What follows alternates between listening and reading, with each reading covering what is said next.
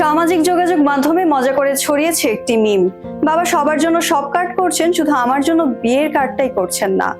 30 পেরিয়ে 31 বছরে পা দেওয়া জাইমা রহমানকে ঘিরে তাই বিয়ের কার্ড আলোচনায় যেমন আছে, তেমনি রয়েছে তার রাজনৈতিক পরিচয় নিয়েও কৌতূহল। ইতিহাসের সঙ্গে মিলও টানছেন অনেকে। 1994 সালের 3 ফেব্রুয়ারি প্রধানমন্ত্রী থাকাকালীন বেগম খালেদা জিয়া তারেক রহমানের বিয়ে দিয়েছিলেন।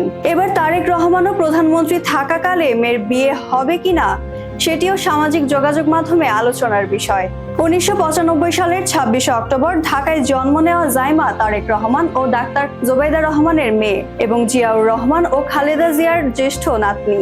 ঢাকা ইন্টারন্যাশনাল স্কুলের পর লন্ডনে কুইন মেরি ইউনিভার্সিটি থেকে এলএলবি এবং লিংকনস ইন থেকে ব্যারিস্টারি সম্পন্ন করেন তিনি।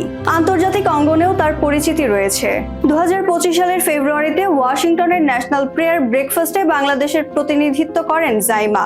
একই বছরের ডিসেম্বরে দেশে ফেরার পর নারী ও তরুণদের নিয়ে বিভিন্ন কার্যক্রমে সক্রিয় হন।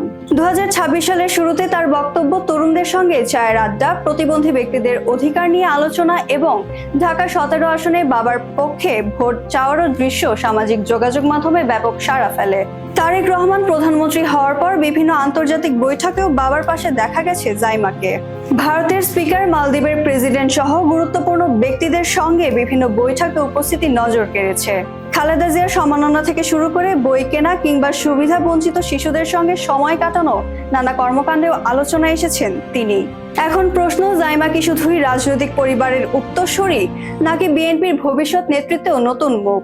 সব মিলিয়ে জাইমা রহমানকে ঘিরে এখন 3টি বিষয় সবচেয়ে বেশি আলোচনায়: তার ব্যক্তিগত জীবন, তরুণদের মধ্যে জনপ্রিয়তা এবং ভবিষ্যতে রাজনৈতিক ভূমিকা। বিয়ের কার্ড কবে ছাপা হবে সেটি হয়তো সময় বলবে, কিন্তু তার রাজনৈতিক কার্ড ইতিমধ্যে ধীরে ধীরে টেবিলে উঠতে শুরু করেছে কিনা সেটি এখন বাংলাদেশের রাজনীতির নতুন কৌতূহল।